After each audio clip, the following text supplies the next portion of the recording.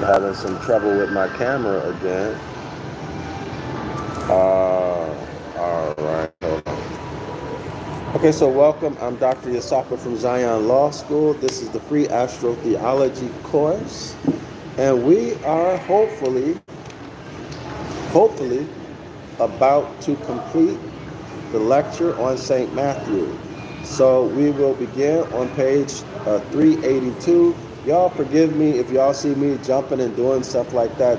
I'm in a place where there's a lot of mosquitoes. So I usually don't like coming to this place, but right now I don't have a choice because of the time. Anyway, let's pick it up, page 328. We are on the second paragraph from the bottom. Aldebaran is the bull's eye. Aldebaran is a star, okay? It's a star, it's a signal star. Aldebaran is the bull's eye, the unequivocal eleman, both of the name and symbol of St. Luke with his bull. All right? Clear? St. Luke is the bull. The word Luke literally signifies luminous. Luminous, as in light. As in, I'm not going to say the other word that it signifies because some of y'all might get scared. Start thinking the wrong way, crazy. Getting spooked out. The word Luke literally signifies luminous, the very term than which you could find no other to express the magnitude, the magnificent rather. No, let me do this again. The word Luke literally signifying the luminous, the very term than which you could find no other to express the magnificent red looking star. So Aldebaran is a red looking star, okay? Which you will see a little above and westward of Orion.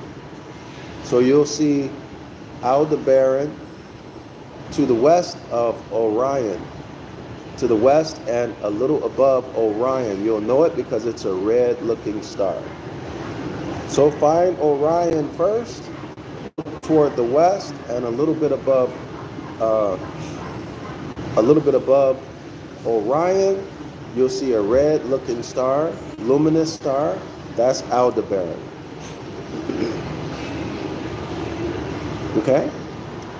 And which you have never looked at the stars in your lives, nor, I guess, at anything else, if you had not seen, and which the sun sun is directly upon about the 28th of May. So about the 28th of May, it looks like the sun is right on, directly upon Aldebaran. So that date is around the 28th of May.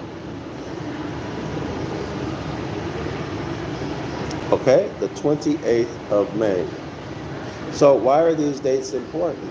Because the stars are for times and seasons. So if you were not to know what time it is, if you look into the sky and you saw Orion and you look toward the west, and then a little bit above the west, you see Aldebaran, right above Orion toward the west, you would know that the day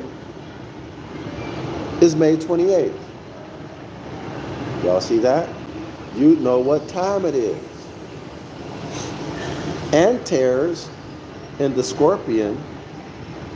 So Antares is another signal star in Scorpio, which the sun is directly upon. Y'all see that? So the sun sun is directly upon Antares, on the 29th of November. Everybody see that? So if you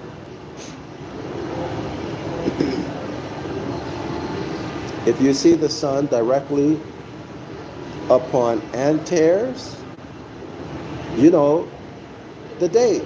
It's November 29. Okay? So Antares is St. John. Now St. John is Scorpio. So Antares signals the beginning of Scorpio. Okay? All right? So it continues that I, the one, own, O-W-N, the being.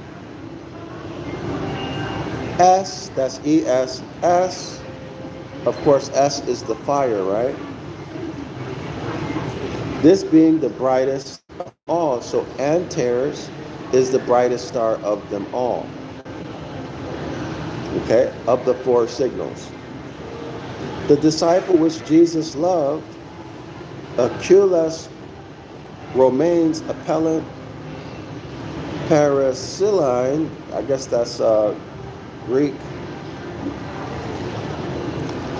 page 329.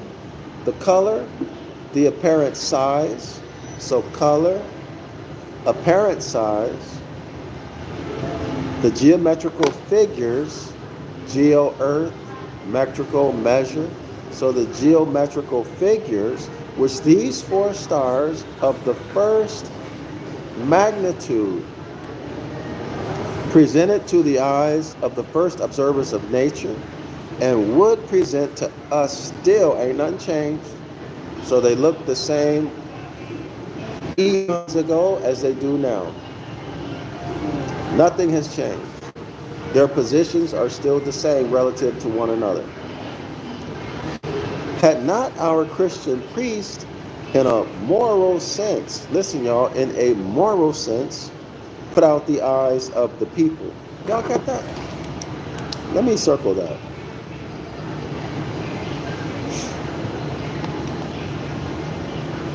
How did they do it? How did they put out the eyes of the people? What does it mean to put out the eyes of the people? If the people's eyes are put out, can they see? Absolutely not. They cannot see. Doesn't that sound awful familiar? When Jesus cursed the people, what did he say? Although having eyes to see, they cannot perceive. So the clergy, in teaching this doctrine, have put out the eyes of the people using morality. Let me read that again. I hope y'all see the significance of this. Hope you see the significance of this. In other words, they got you all mentally messed up, worried, scared to death, so much so that you can't see what's natural and what's not natural. You're totally disconnected of nature. What's the mechanism? Disconnected from nature. What's the mechanism? Their moral structure, their morality and ethical systems detach you from nature. For example, don't defend yourself. Don't defend your heirs. Call 911. All that ridiculousness. Let somebody bust in your house and kidnap your heirs, and you stand there doing nothing or crying because you've been taught that it's immoral and against God, against Iesus, against Jesus and the Tetragrammaton to defend your property and your heirs. Even if you have to execute divine judgment. Let me read this again. Y'all pay attention. The color, the apparent sizes, the geometrical figures, which these four stars of the first magnitude presented to the eyes of the first observers of nature, and would present to us still, had not our Christian priest, in a moral sense, put out the eyes of the people. So this Christian Judeo system of morality has made you blind. Just as Jesus said. That's why he spoke to you in parables, so that although having eyes to see, you would not perceive. You're blind. But above all, their neighborhood to the equinoctial and solstitial points caused them to be marked as fixed points from which to measure and determine the progressive march of the sun, of the moon, and of the 5 other movable stars or planets, and consequently of the time of the year. This is what the scripture means when it says that the stars, the heavenly bodies, are for times and seasons. Of the seasons, and in necessary association of the progress of vegetation. See, yes, and in necessary association of the harvest. The harvest is the climactic part of the year. Okay? The acceptable time of the year is the harvest. So the grain, the corn and the grain harvest is in August, and the wine harvest is in September. Y'all got it? So all of this is to signal.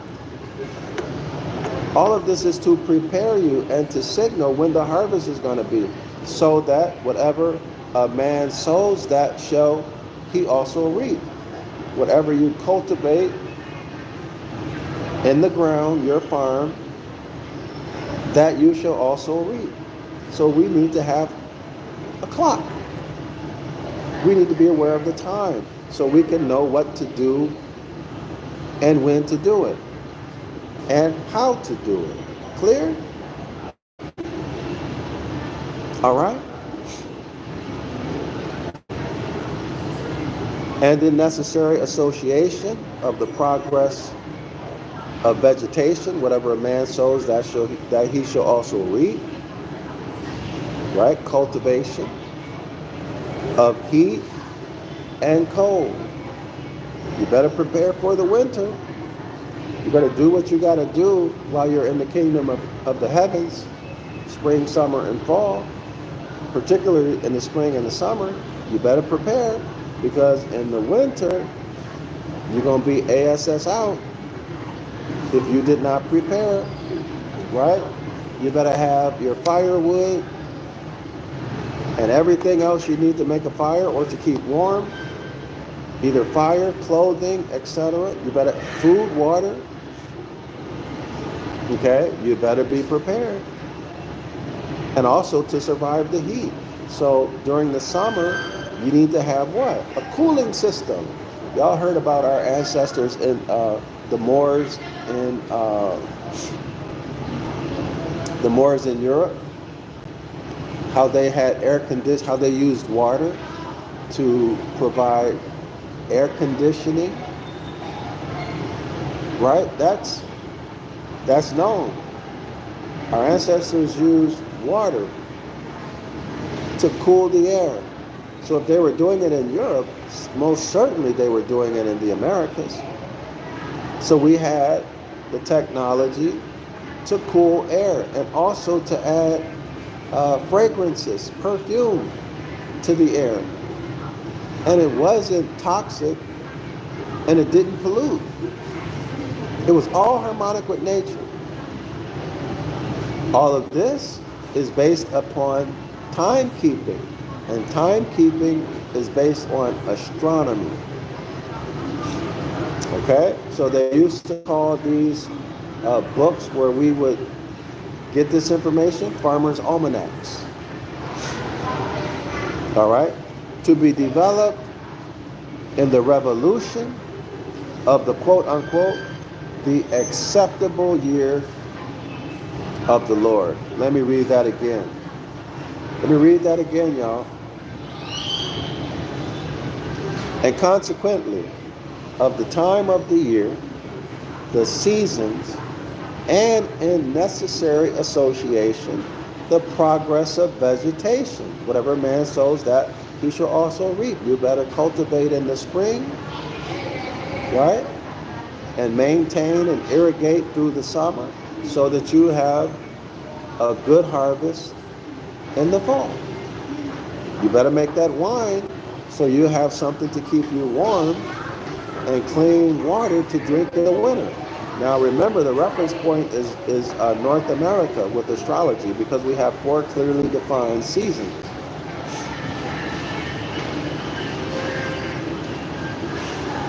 Clear? And by the way, I just got a thought. So there was a time when the ecliptic, the apparent path of the sun, the angle is said to be, hold on. The angle of the ecliptic is said to be by many 23.5 degrees. So here's the celestial equator, and here's the ecliptic. Okay? So this angle right now is said to be approximately 23.5 degrees. I've heard less. But anyway, let's say 23.5 degrees. And now we have, that's responsible for the 4 seasons. But what about the time when the angle of the ecliptic was exactly parallel to the celestial equator, which is Earth's equator, projected outward? What if the angle of the ecliptic is 0 degrees? Then the whole Earth, the whole entire Earth would be paradise, just like the conditions at 0 degrees, just like at the equator, the entire Earth would be a paradise. Y'all see that? So from 23.5 degrees north, which is the Tropic of Cancer, when you go down to 0 degrees, so 23.5 degrees to 0 degrees, paradise conditions all year. Paradise conditions all year. And then from 0 degrees downward to negative 23.5 degrees, also paradise conditions all year.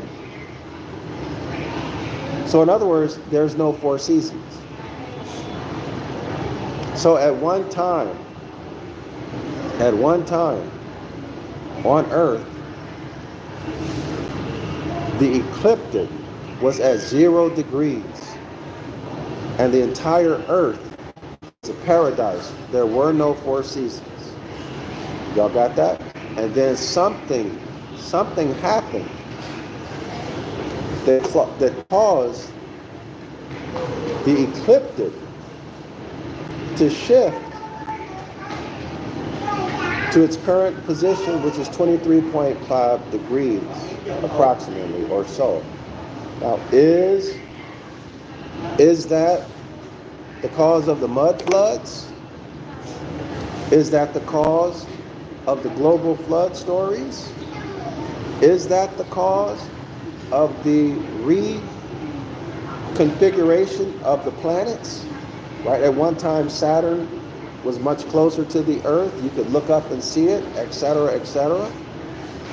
Well, what would cause the ecliptic to shift. And was it due, or does someone or something control the ecliptic? Huh?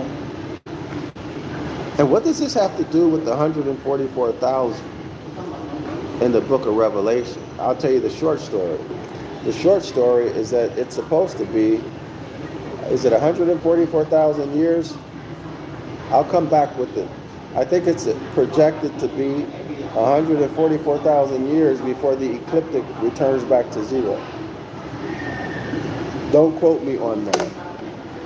But the point is that the 144,000 elders, that's the angles, that's the degree rather, that's the angle of the ecliptic related to when it will go back to zero. I'm almost sure that it's 144,000 years. But I haven't done the numbers. I want to do the numbers. I still haven't found the resources to do those numbers myself.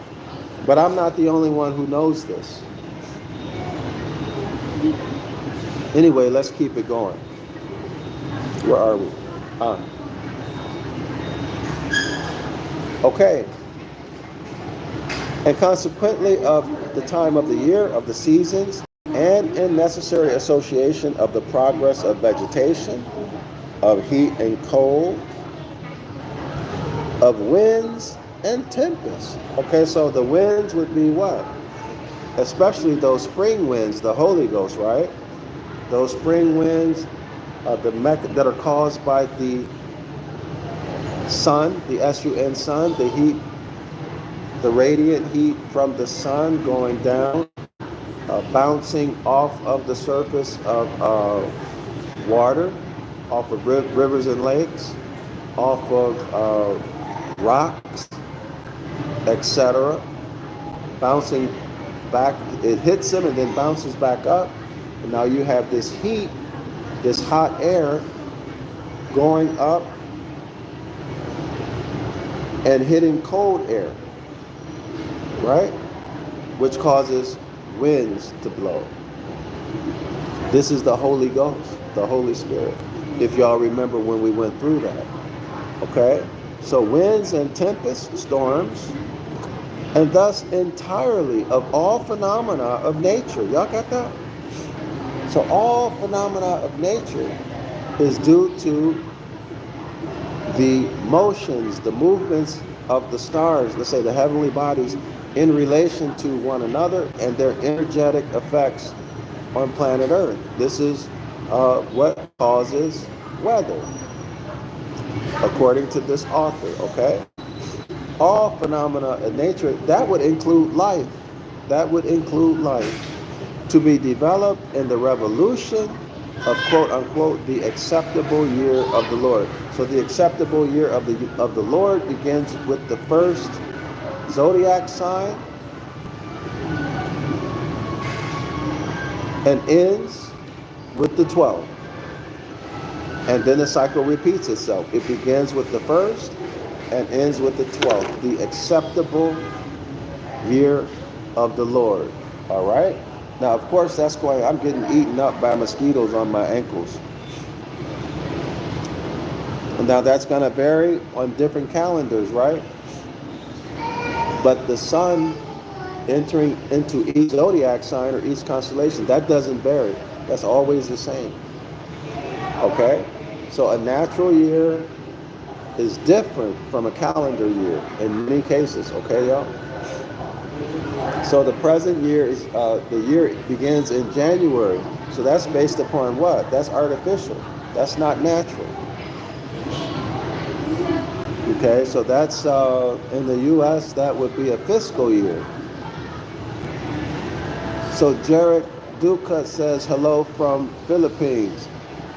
Hello, Jarek. What part of the Philippines are you from? What language do you speak?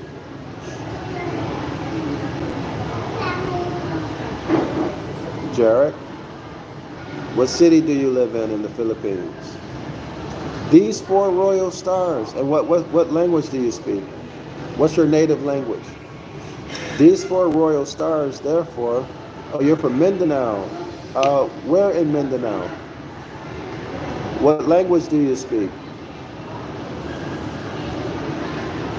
Are you a Moro? Are you indigenous? Filipino? English and what's Filipino language? There's a lot of languages in Philippines. What's your native language?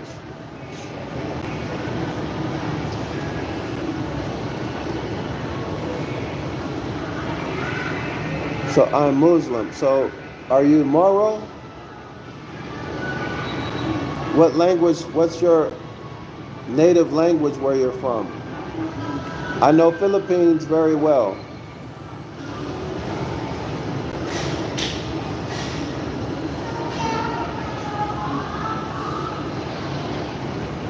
So you're from Mindanao, you're a Muslim.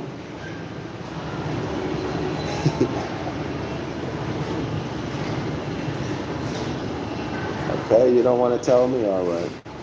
So these four royal stars, therefore, could not have failed of attracting observance in every age. Y'all got that? These four royal stars, therefore, could not have failed of attracting observance in every age, in every country where men had been capable of observance. Wherever, quote unquote, seed time and harvest, summer and winter, day and night had been observed.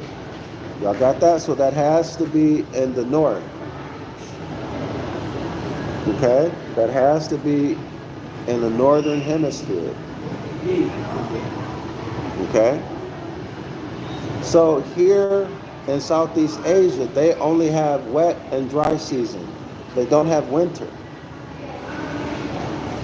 There's no winter here. But there are some people who try to confuse you by saying that they have winter here, but there's no winter. When you come here, the weather is either hot and dry or rainy. So they have two seasons.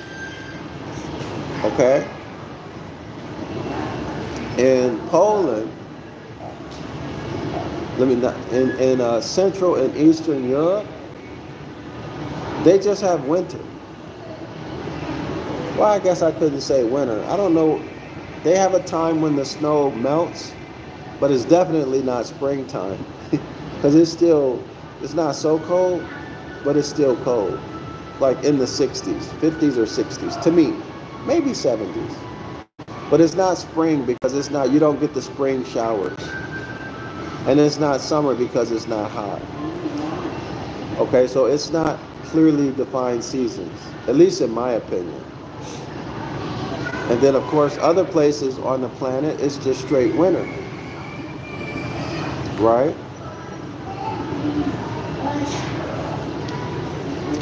Jarek, are you Moro?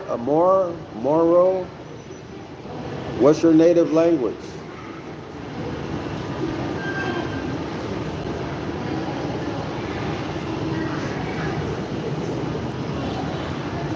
So maybe you're not from the Philippines after all. Let's continue. They could not have failed of being observed as the authors of divine knowledge to men. They could not have failed of being worshipped. Listen, y'all. They could not have failed of being worshipped by all the worshipers of the host of heaven. Do y'all see the problem here? So the author is making the assumption that man evolved. Yeah, he's making an assumption that man evolved from a low state and then he evolved to a high state. There's no evidence of that. There's no evidence of that at all. Other than these secret society members pushing that narrative. I heard a guy, I don't know if I'll publish it, if I'll upload the video or not, but there's a guy who made a few points about evolution to prove that it was false. There's no evidence for it. And one of his points was a very, very good point. He said that although there's evidence for single-cell organisms like bacteria, there's no evidence of any two-cell organism or three-cell organism or even four-cell organism. But you would expect evidence of a 2, 3, 4, 5, 6, 7, 8, 9, 10, 11, etc. cell organism if it's true that higher forms of life like man originated from a single cell organism. But there's no evidence of that. But that's a very good point. There's no evidence that ancient people worship stars. That's ridiculous. Absolutely ridiculous. So this is one of the concerns that I have about this author. Why does he push this evolutionary point of view?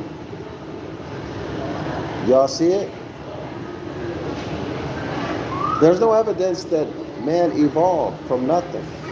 In fact, there's no evidence that you can get something from nothing at all.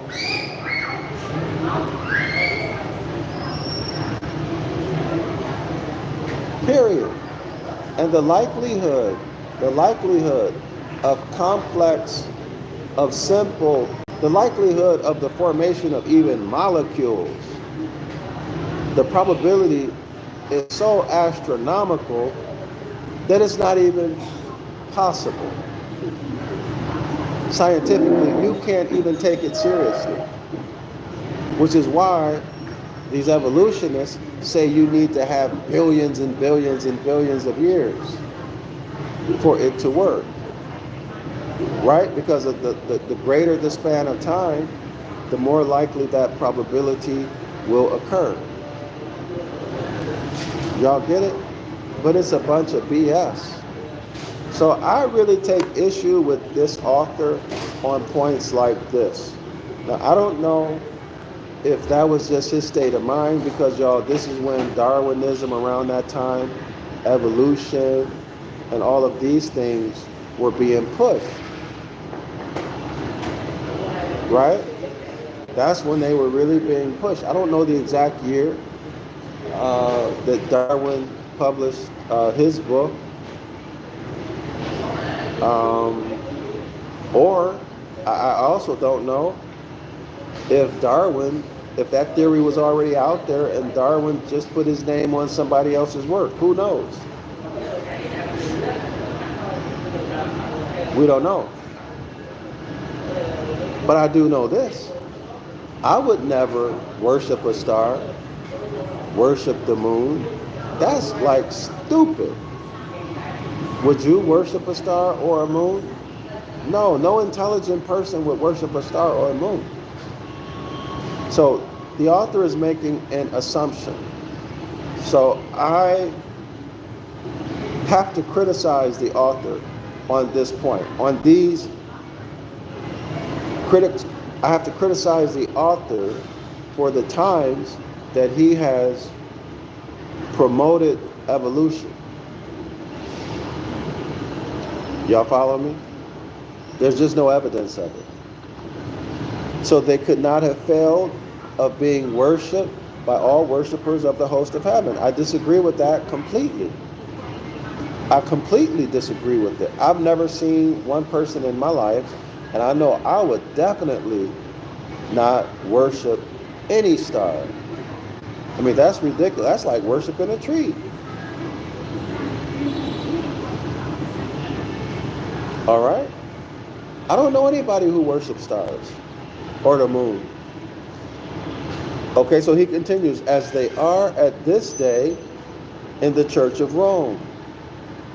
with a worship only secondary to that of even, E-V-A-N, that is Christ, Bacchus himself. So even, E-V-A-N, is Christ, who is Bacchus, the deity Bacchus, the god of wine, orgies, and revelries. So the author is saying that the Catholic Church worships the stars. I don't think that's true. I think the Catholic Church uses astrology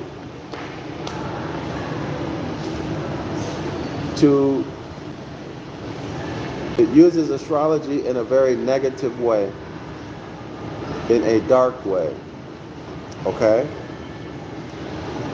It uses natural law in a dark way.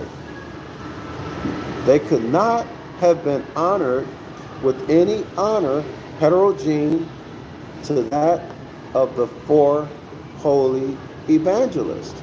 They could not have been named with names more expressive of their appearance and relations than, so in other words, these stars acquired their names from Matthew, Mark, Luke, and John because of their association with Matthew, Mark, Luke, and John. Remember, Matthew, Mark, Luke, and John are the cardinal points.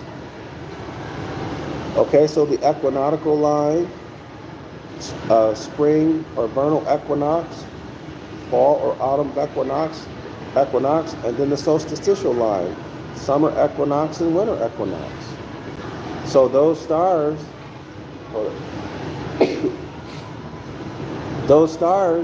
signal the beginning of each seasons rather. Okay? Now, the author writes, they could not have been named with names more expressive of their appearance and relations than Matthew, the giving God, Mark, the polished, Luke, the resplendent, John, the fiery, Regulus, the little king, Regulus, the little king, Formalhaut, the Arabic for the fish's mouth. Remember Jonah and the whale's mouth? Aldebaran, the Arabic for the bullseye, and Antares, the scorpion's heart. So let's look at that again. Matthew, the giving God. So y'all, we're going to find out that this correlates to the pale white star. Well, let's go into it in the next paragraph. I won't do it. But again, Matthew, the giving God, Mark the polished, Luke the resplendent, John the fiery. So Matthew, let's go back to Regulus, the little king, Formalhaut, the Arabic for fish's mouth, Aldebaran, the Arabic for the bullseye, and Antares, the scorpion's heart.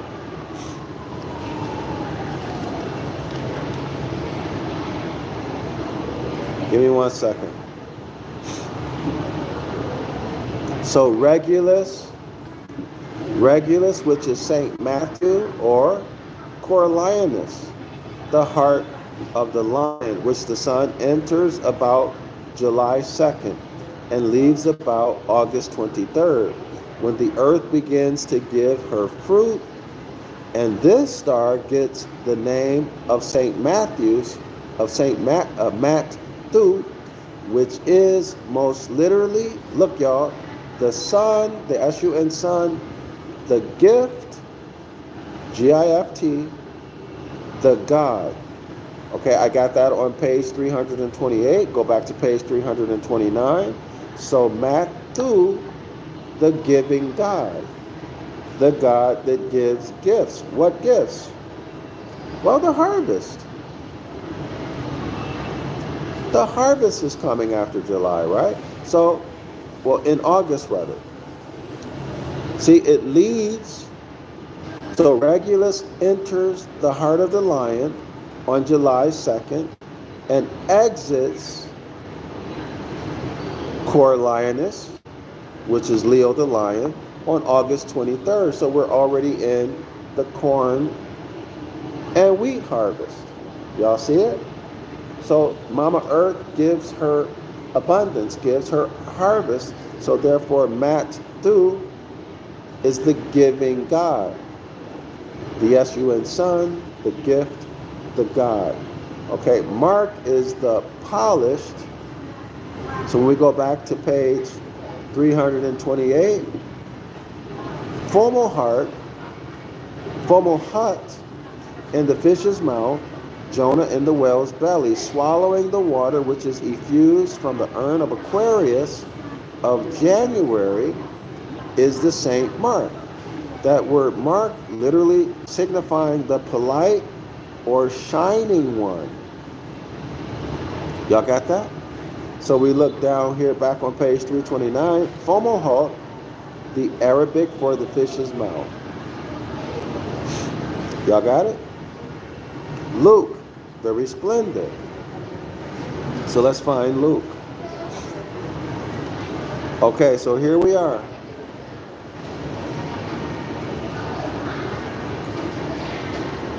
Aldebaran is the bull's eye. The unequivocal Eliman, both of the name and symbol of St. Luke with his bull. The word Luke literally signifying the luminous, the very term than which you could find no other to express the magnificent red-looking star. So now let's go to Aldebaran. Aldebaran, the Arabic for bullseye. Y'all see that? And then finally, Antares, the scorpion's heart. So back to page 328, Antares and the scorpion, when the S-U-N sun is directly on it on November 29th, is St. John. So Antares is St. John. That I, the one, own, O-W-N, the being, S-E-S, the fire. This being, or Antares, is the brightest of all of them. So of the 4 stars, Antares is the brightest. Okay? So Antares, the scorpion's heart. So John is the scorpion. Y'all got that? So John is the scorpion. Okay, so that's how we read this list on page 329. Now it continues.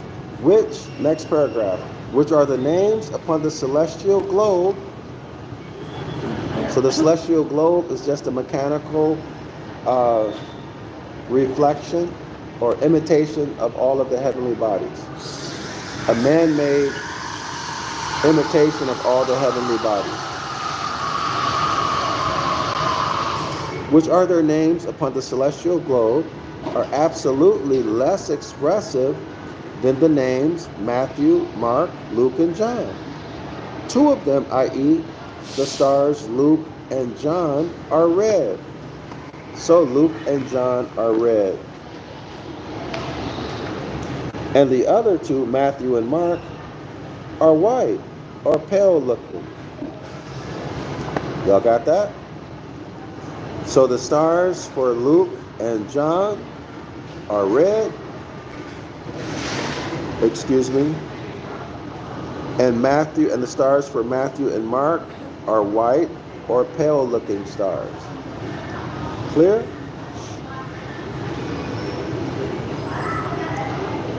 And they are placed in such position to each other that when one of the red ones is at the meridian, the other is its direct antipole. in the middle of its course under the earth.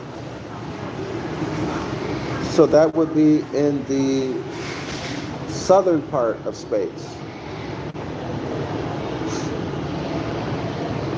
So with the white ones. So y'all see why we really need to have pictures? See why we need to have pictures? So we can visualize these. So if y'all want, you can send donations. Just put in there create or put in there create pictures of the stars or constellations, something like that. Let me know, and then I'll use it to hire an artist to develop unique painted works. Okay, and then I can digitize them. Or it could also be made as a model. But anyway, let's keep going. The links to donate are in the description area of this video. The two, Luke and John.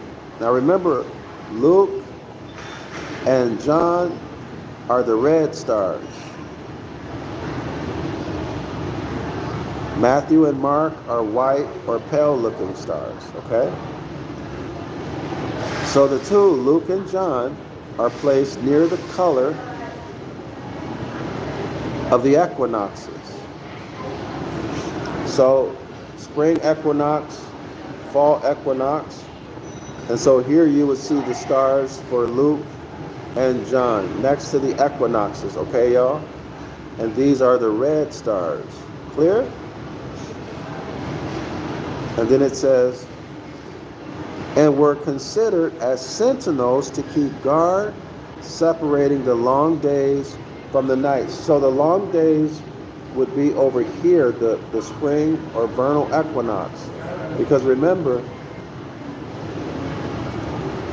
at the equinoxes, there are 12 hours of day and 12 hours of night. So long days are starting with the vernal equinox. The kingdom of the heavens is when the daytime rules, the sun rules. And then hell is when nighttime rules. The number of dark hours overpower or are greater than the number of daytime hours. Okay, y'all? So, and we're considered the sentinels to keep guard, separating the long days from the long nights. So long days at the vernal or spring equinox, right? Still, when we get to the fall equinox, we still have 12 hours of daylight and 12 hours of night. But then after Christ gets crucified with Virgo, with Mary standing at the foot of the cross, in Christian iconography, Christian paintings, with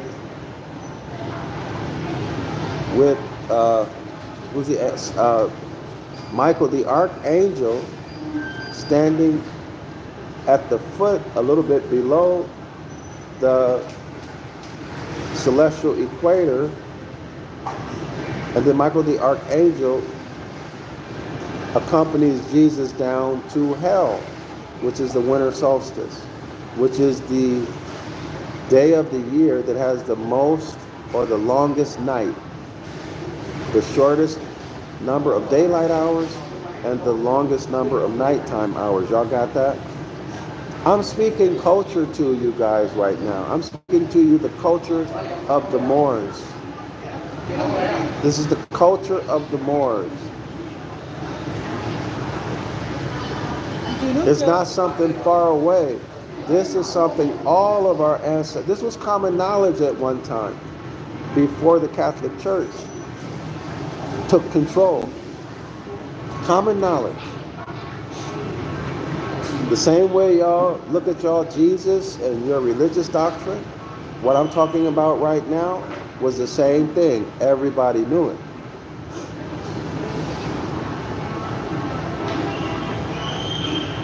Okay? So where are we? So the red stars,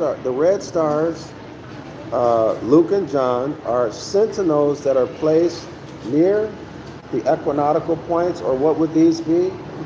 This would be the two columns, right? The two columns, the covenant of work and the covenant of grace. So there you'd have the two red stars, Luke and John. Now let's continue. It separates the long days from the long nights. Let's continue.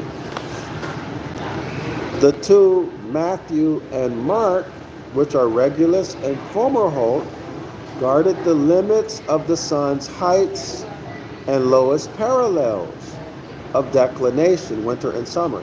So now here, summer solstice, June 21, 22.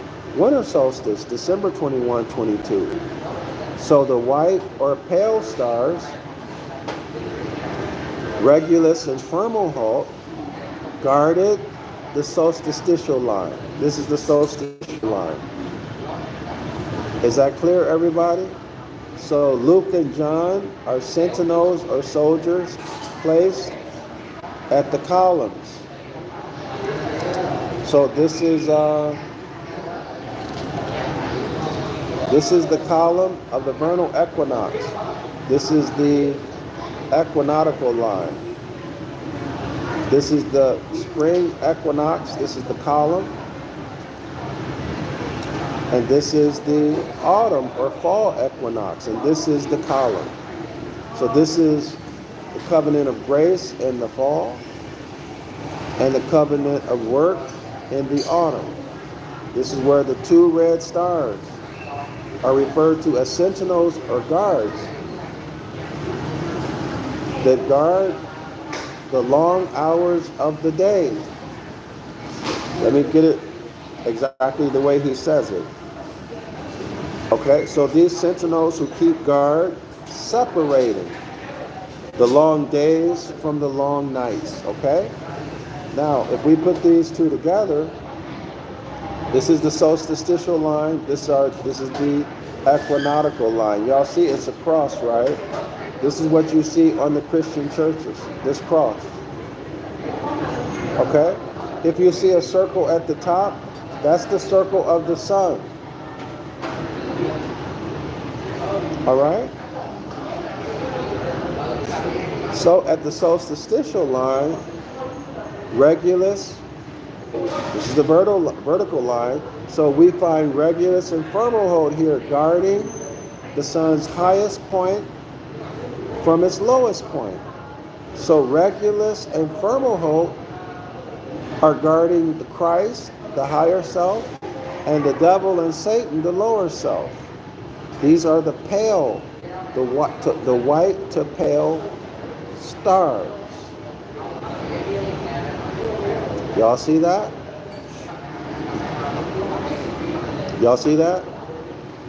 And probably hence they make Christ white or pale. Y'all see it? Now it continues.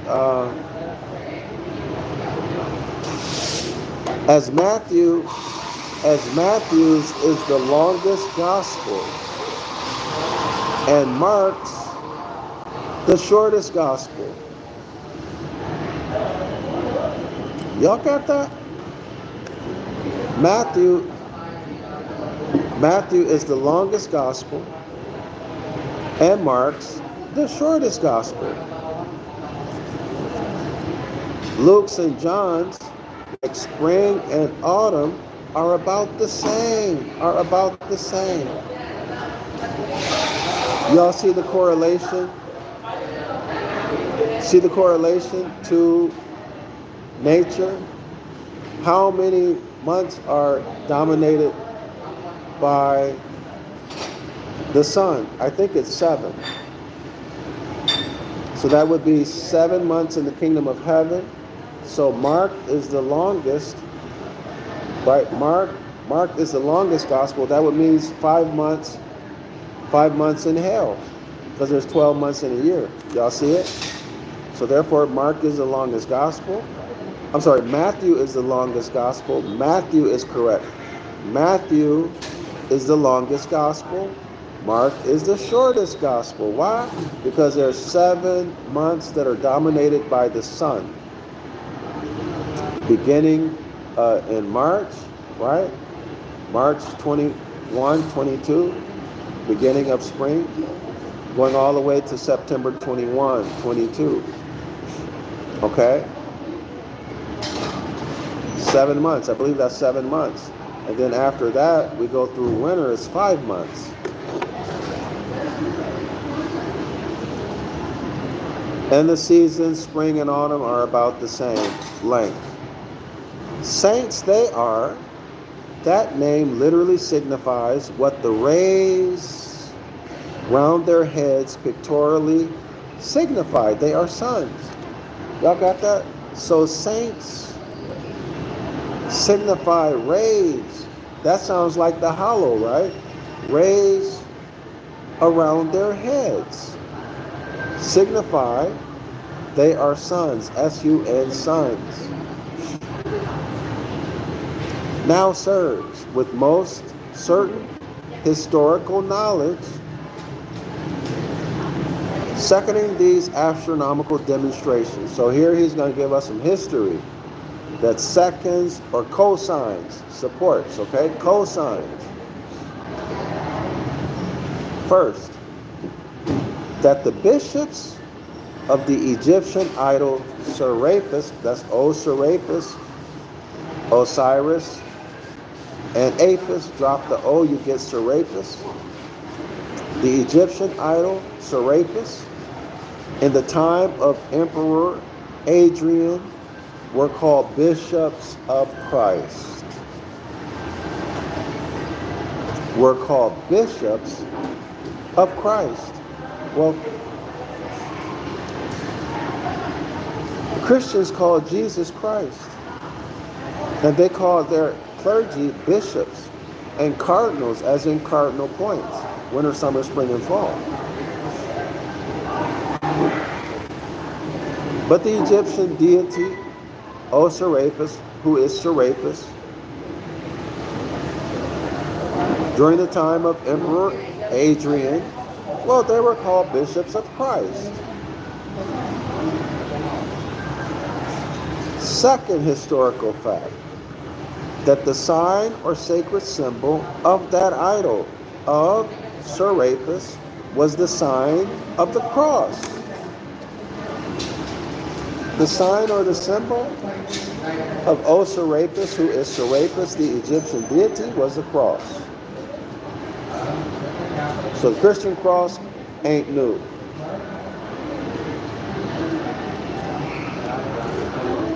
That is, in the procession, listen y'all, listen. In the procession or religious marches of these astronomical priests. Well, hold on. The priests of Osiris, the priests of Serapis, they were astronomers, astrologers, and they were called bishops of Christ, and they marched? Wait, that sounds hella familiar. Didn't Dr. Martin Luther King start you black people to marching? Didn't Dr. Martin Luther King, I kicked the table, y'all, sorry about that. Didn't Dr. Martin Luther King start you black people, you coloreds, you Negroes, to marching? All y'all Baptist and Lutheran, Methodist, black people, y'all know y'all march. They rally y'all to march. Very curious, right? Very, very curious. And you thought this marching was all innocent. Huh? Looks like y'all are doing a ritual. You go march? Sounds like a ritual, a rite to me. Aisha Isaac writes, hi. Hi, Aisha Isaac. Where are you from? What country are you from?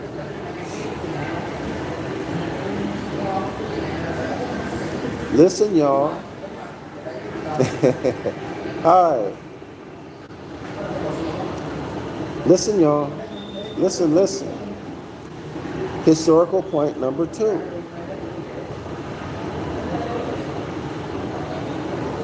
That the sign or sacred symbol of that idol is Osiris, who is Serapis, was the sign of the cross.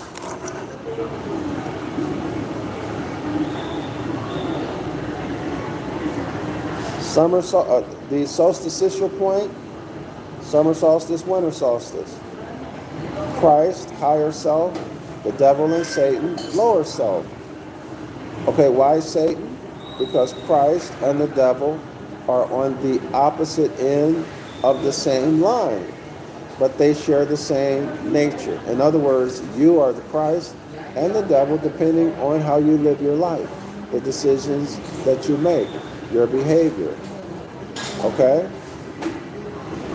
The vertical line, this is the equinoctial points. Okay? So over here, vernal equinox, springtime, beginning of spring, fall equinox, autumn equinox. And so here's the Christ. And this is the symbol of the worship, the veneration of the Egyptian god Osiris. Okay? That the sign or sacred symbol of Osiris, was the sign of the cross. That is, okay, he's going to give you the details now. In the processions or religious marches of these astronomical priests, these bishops of Christ, these astronomical priests of Osiris, also called bishops of Christ, there were carried, in other words, they carried, the bishops of Christ, the astronomical priests, carried sacred spells. Okay, the Gospels. They carry sacred spells. The Gospels are said to be sacred books. They carry sacred spells or holy books. Holy, what does holy mean? If you remember, holy means sun. They carry sun books. They carry sun books. Ain't got nothing to do with religion. Sun, natural phenomena, astronomy, which detail the history of the sun. These books detail the history of the sun, and now you see the hybrid Asia. I'm sure you're a hybrid. These books told, describe, or outline the history of the sun in its annual revolution under the allegory of a crucified man. In other words, the sun was personified, given attributes, characteristics of a man. What kind of a man? A crucified man, whose name was Jesus. Oh, all of that's coming out of ancient Egypt. All of it comes out of ancient Egypt. And that the number of those books were 4. There were 4 holy books that contained sacred spells. What kind of sacred spells? Well, when you outline the history of the sun, anytime you're writing something, you are casting a spell. Why is it sacred? Why is it sacred spells? Well, it's sacred because it's outlining the history of the sun. It's not sacred as in religious term, as in the religious notion of sacred. No. It's honorable.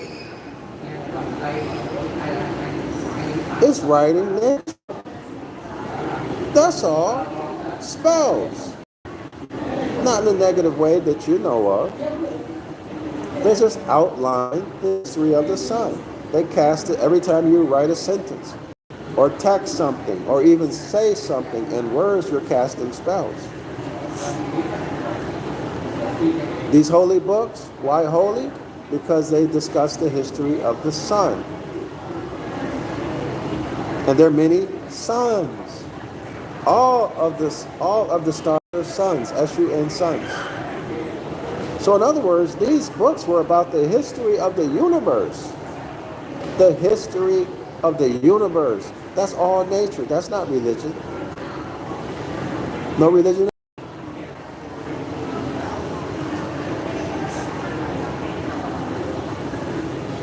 Okay? So, these books, these 4 books, outline the history of the S-U-N sun, traveling through the path that's called the Mazzaroth, the Zodiac. This is astronomy, the Zodiac. Everybody see that?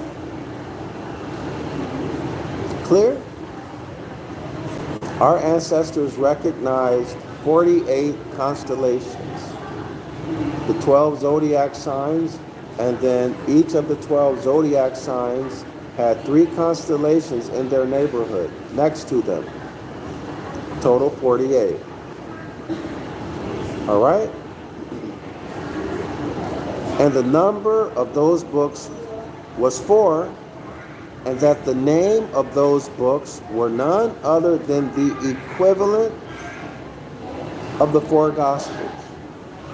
The names of those books were the equivalent of the 4 Gospels, and that the authority to which they were ascribed was none other than that of the 4 evangelists. Well, the 4 evangelists are what? The 4 beasts. Let me go back to, let me go show you that. Let me check my battery. Oh, let me finish this up. I'll go back if I still have battery life, okay? Next paragraph. And that for making these magnificent discoveries to insulted people, your Christian gospel preachers, unable to find a man among them that can even answer me, like Moses in the Exodus, are looking this way and that way for an opportunity to, quote unquote, smite me in the back and bury me in the sand, to shut him up, to huddle me off the stage of public observance into the dark cells of their horsemonger laying gold. Shut him up and put him in prison and hope he dies. I have but one argument, ye.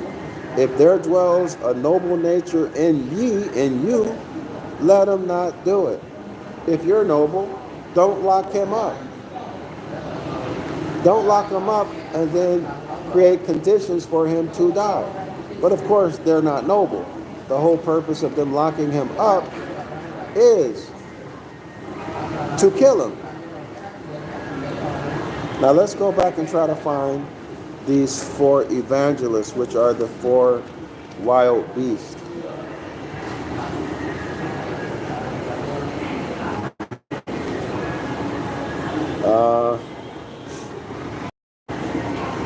So the 4 wild beasts, let me give y'all the page number in case y'all want to go back. If I run out of battery life, y'all have to go back and find it on your own, okay?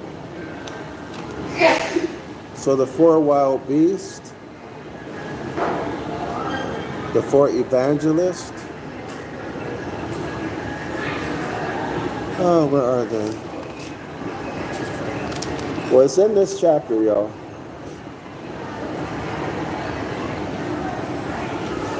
Hold on.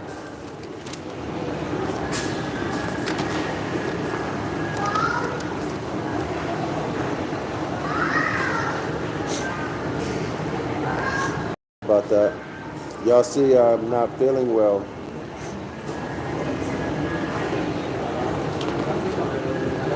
Where are the four beasts?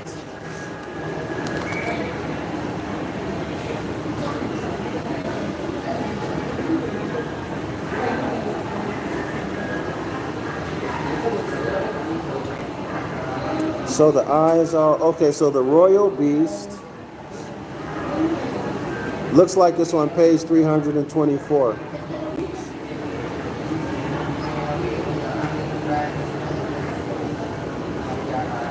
So the royal beast, let's see, maybe 323. Looking wild beast, page 323.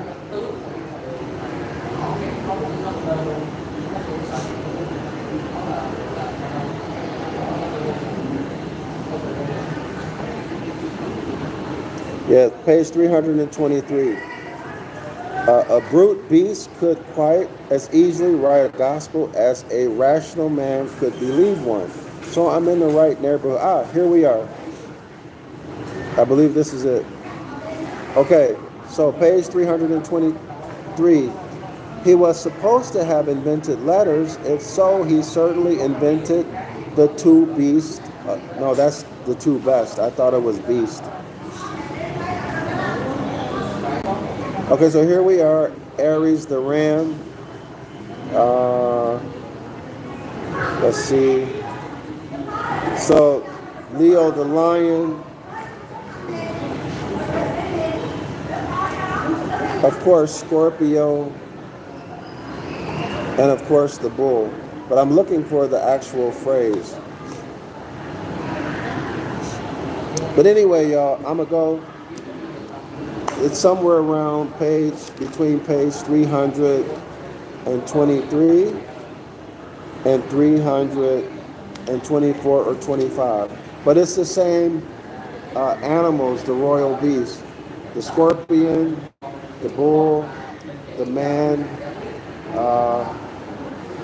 the scorpion, the bull, Leo the lion, Aquarius, wow, my mind is slipping me. Leo the lion, Taurus the bull, the scorpion or Scorpio, and Aquarius. All right, the man, the hermaphrodite. Okay, y'all, Islam to all the Moors. Thanks for supporting my work. Go ahead and subscribe to 101 Ancient Ibaryath to learn the Ancient Ibaryath or just to support my work. Make sure you buy my books. Get educated on Ancient Ibaryath, which is the original language that the Book of the Law was written in. Thanks everybody who has subscribed, who has bought my books, and special thanks to everyone who has donated to my project to write the Book of the Law in modern English and Ancient Ibaryath, so I can show you the etymological meaning of every word. Also, restore the astronomy/astrology, the hermetic laws, and the constitutional principles that are derived from all of that. And be sure to come on Saturday at 10 a.m. to my Zoom class. It's a live Zoom class every Saturday at 10 a.m.